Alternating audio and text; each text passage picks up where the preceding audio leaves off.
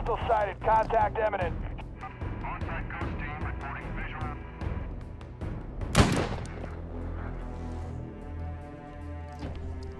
What's the situation on that, over? Tango down. Terminated. Stand by, over.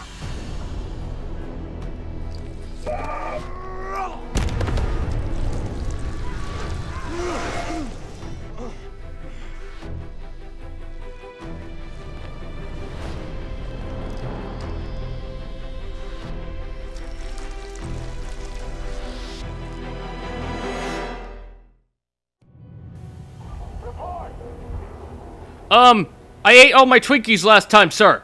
Where the fuck is the target? I don't know, maybe he's right there.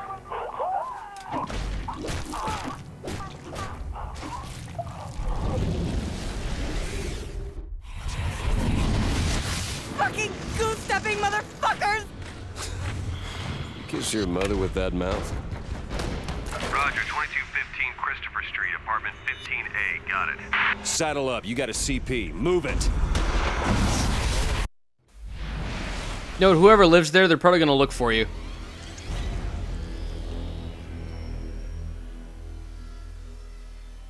My sister. He knew where she is. I know where she is. She knows where she is. I need to find her. She needs to find her. Dana. Alex. This is going nowhere. Dana. Hopefully she'll be able to tell me something. Anything. 50% off, especially if you cut the guy in half. Then it's definitely 50% off, because half his body's off. Anyway, welcome back to Let's Play Prototype Part 2. I'm your host, Ceptor 5665, and this is the cheat-through version of the Let's Play, where I'm going to be using cheats at some point. Not yet. I'm going to give it a bit of chance just to see that I don't genuinely suck at the game. It just genuinely gets a little too hard later on in the game, that it gets to be a little unbearable. Plus, I'm also going to be using cheats primarily just to have some fun, rather than try to prove myself to you. Because you know what? I don't try to prove myself to anybody. I just like to have fun. And my main goal is to try and make this as entertaining as I possibly can, even with using cheats, which a lot of people seem to think is boring. Soldiers. If they know who I am, they probably know who she is. I need to get to a good viewpoint and scope the area out. He sounds like partly Canadian when he says it that way. It's like, I need to scope the area. That was unnecessarily loud. I apologize to the tree and the natives who like the tree. So I am very sorry. Whoop. I approached it from the wrong side. I have to think about this. Alright, full tactical insertion. Yeah, and then it basically tells you about the disguises. So one of the most important abilities that you want to use a lot in this game is the disguise, where you grab an enemy and consume them, which is what I showed you at the very, very beginning of this episode. That'll play an extremely important role in this game as you play through it. Because if you get like really, really, really heavily into a military, like, you know, there's a lot of military heat on you, then you can switch disguises like this and be rid of that heat as long as they're not able to see you. The indicators at the lower left of the screen, as it was just trying to tell you, basically shows that. If it's yellow, they're suspicious of you, so try not to do too much crazy shit. And then when it's red, they know who you are, so you better run for your fucking life, and then that's pretty much it. So that's pretty much that. Probably nothing, but I'm gonna look. Probably nothing, but you're all gonna look. Let's get the drop on him, like I got the drop on you. So now, W, sir. I'm gonna walk into this little beacon here, and they're all gonna come back towards me. Hey, what's that guy doing? Oh, he just ran past me. Cool. Get off me! Dana!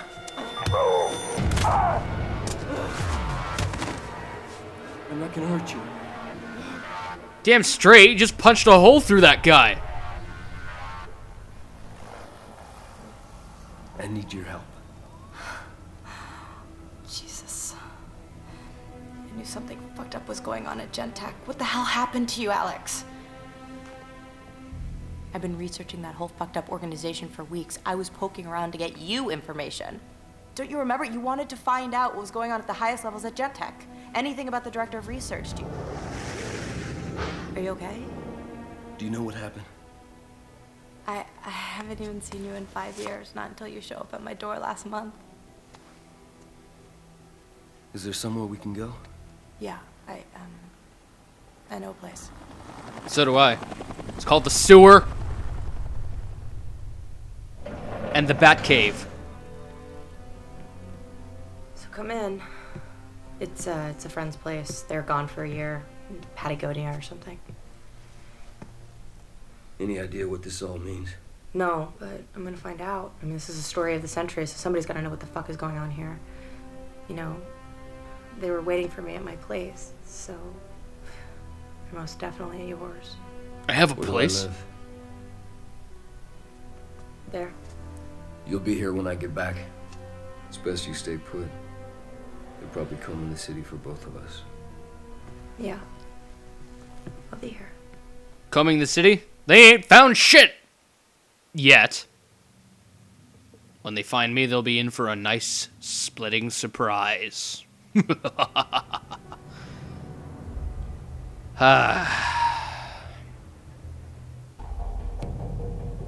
Mission complete. So basically, as you complete missions, you get evolution points. And evolution points can be put towards actually building and upgrading your abilities, which I'll show you very briefly. I have them all, since this is New Game Wait Plus. for me. They think they're in control, but they have no idea what I'm capable of. I'm really, really egotistical. Anyway, I'm just going to show you the stuff. So when I consumed that first soldier... Actually, I can't show you. I can't show you right now. That's really retarded. Anyway, as you may or may not have noticed, when I consumed that first guy, it showed a cutscene when I consumed him.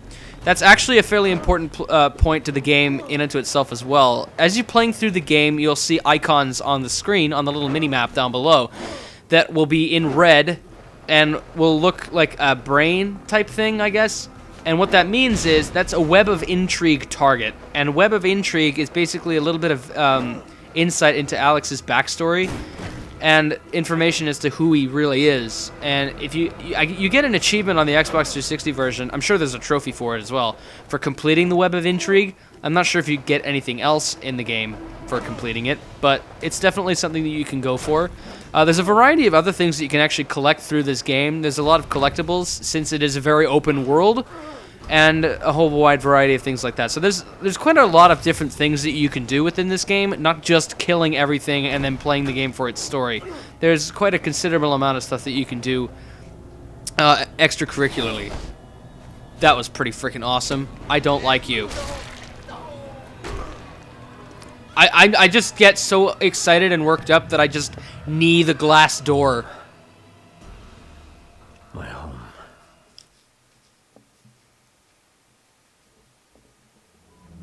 Target is in the building.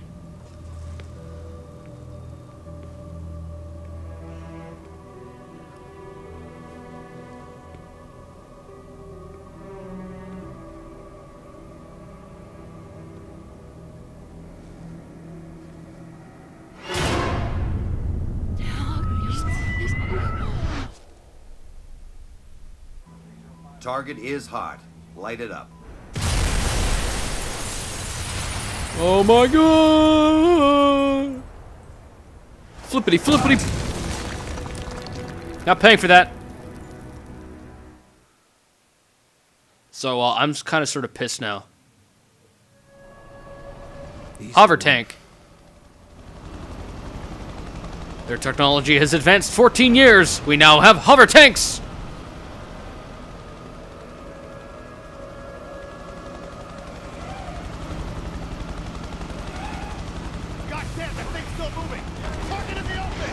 I'm not a thing for your information, eh?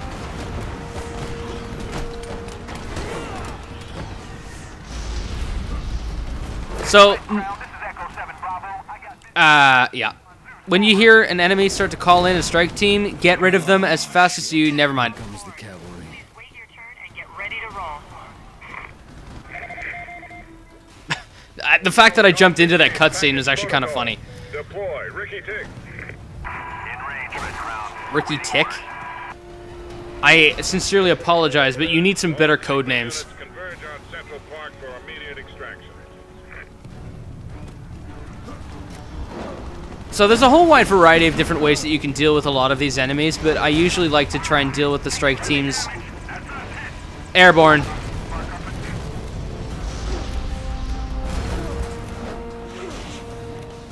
Alright, now let's head all the way out to the park, because that guy in the suit is all the way out here. And you need to consume his ass. Well, not his ass, because that would actually be kind of weird, but... No units are in contact with Zeus at this time. My name is Zeus, because I'm godly. Geez, that rocket launcher's big enough. Looks like there's a giant nut on the side of it. So essentially what you can do here is, you kill your enemy, and then you can choose to take their weapons, or you can just beat the crap out of the APC with your freaking fists, if you so choose.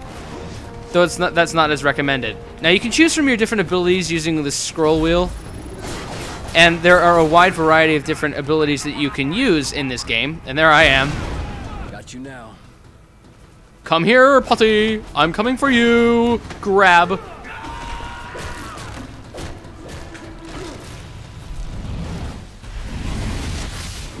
Doctor, try to keep the discussion high level. We need to know what we're dealing with on the ground. Its effect is variable. When it does manifest, it makes the Idaho strain look like the common cold. I don't need to remind you gentlemen how close we came to the point of no return in Idaho. Mercer's body is a bomb, filled with this weaponized pathogen waiting to go off. And now it's loose in the city. Bring it in, no matter what it takes. I'd say dead or alive, but I'm not sure those classifications fit Alex Mercer any longer. I can see what he saw. I know what he knew. His memories are my memories. Yeah. So as the game progresses, the web of intrigue is basically what you see there. And you'll see targets like that sprawled out throughout the game.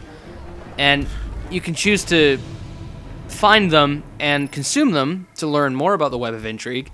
For the sake of argument, a lot of the times that I'll be seeing things like that, I will go for them and I will just like sit there and listen to them. Granted, I won't be able to get all of them in this Let's Play. I'm not trying to. But for those of you who are interested in the main ones that are through the story, that's what I'll focus on.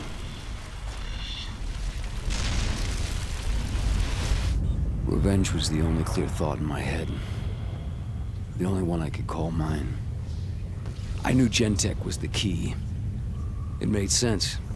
I'd worked there. I'd had Dana investigating its operations. And then there was Blackwatch. Whatever had changed me, erased my past.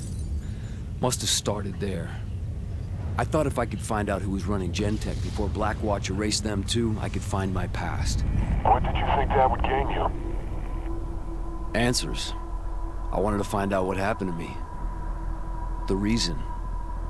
Someone to blame, someone I could punish. Tell you the truth, I never thought I'd find her.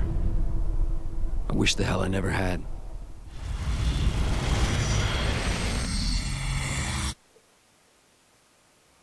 Her?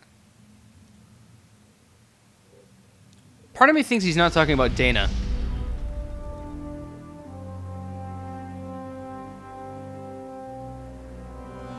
So as the game progresses, you can obviously see that's the way that things work. The infection spreads gradually. Now what you'll notice, I don't know if you noticed it on the map. Nope, not yet. You'll be seeing it, actually, I'll talk about this a little bit. These blue highlighted sections, I'll talk about those in a little bit as well. But these are all these different events that you can take part in throughout the entirety of this area. Some of them are military consume events. Some are like kill events. Others are like parajumping. Like I think this one, let's see, Curvaceous, Cloverleaf. These are basically parajumping, and what that means is you'll start from a high building. I'll do at least one of each of these so you can see. But basically, though, when you're going through this, you basically start at a really high point, and you have to try and jump and glide down to a very specific point. And the closer you can get to the center, the more EP you get, and the higher the points you get, it's good. These overkill, these are like rampage events, so you just try and kill as much as you can, either in a tank or like with a certain ability, stuff like that. It's random, I think, unless you go to like a certain specific area, it'll ask you to do a specific ability. That's mainly what you have to try and focus on with each of these. It'll call for a different ability, different kind of circumstances. Eavesdropping, these are usually like parkour events, like checkpoint stuff, kind of reminiscent of certain things in Crackdown, I think. And combat, I'm not sure exactly what these are. I guess these are just like hold out as long as you can type things. As I say, I'll play one of each of these so that you get an idea of what they're like. But I will not be playing them all because that's just not interesting to me right now. Anyway, I'll just show you the rest of the menus here before we end because I don't have really that much time left in this episode. So, logs and stuff are basically hints and tutorials that you can actually find around the city in purple orbs. And I'll be showing those off as I see them. I won't be getting all of them, as I said, because there's way too many of them. But tutorials, objectives, mainly if you're kind of confused as to what you're doing currently in the mission, you come to here and look at your objectives. Pretty generalized in pretty much any game that offers that type of thing. Now, upgrades. Upgrades, you have a variety of different categories. Powers, this basically gives you each and every single set of your abilities with your actual weaponry. So the blade power, I don't actually think you get this until later in the game. I actually don't think you get this until later in the game. Claws, I think you do get fairly soon in the game. Defensive powers, there's the shield power and then the armor power, and I'll be explaining these as we go through as well. Quite a lot of these have different abilities, quite a lot of these have different strengths. Some of them actually affect your natural and normal ability, your core abilities, more than anything else. Like, sure, you can use a blade to cut people in half, but you can also use claws in a way to also cut them into more pieces. But also, when you're using things like, the best example that I can give of this is when you're punching people normally with your regular kind of moveset, you just punch and kick people and you can throw them into stuff. But if you use the muscle mass power, your muscle mass is increased, obviously. So when you punch people, you literally punch them to pieces. And when you throw them, they explode when they hit walls. And that isn't like something you have to do a special input for. It adds to that. You can lift up heavier objects. You can do a whole bunch of like really cool stuff with muscle mass and other stuff like that. So that's what powers are like. They upgrade your core as well as they upgrade and give you more weapons to use. Also, I'll explain armor and shield really quickly, just briefly. Shield allows you to punt things out of the way when you're running through things, but eventually it does break, as it mentions in the thing there. So it'll absorb pretty much almost all damage, but it will break after a while. Armor power wears off after time because a lot of your powers are using stamina. But armor makes you run significantly slower than if you didn't use it. It makes you heavier, and it actually, as I say, you can actually just punt things out of the way when you're running through. And you take a lot less damage, and you do a whole bunch of stuff, which is really cool. So you'll basically just plow through crap, and it's awesome. Movement, it allows you to do glides, air dashes, sprinting, upgrades, and jumps. Basically your generalized stuff. Survivability, mainly your health and different stamina, stuff like that. Combat, different moves that you can pull off whilst fighting. And disguises, you can change the different types of disguises that you can get. It increases, as you can see, the speed of them.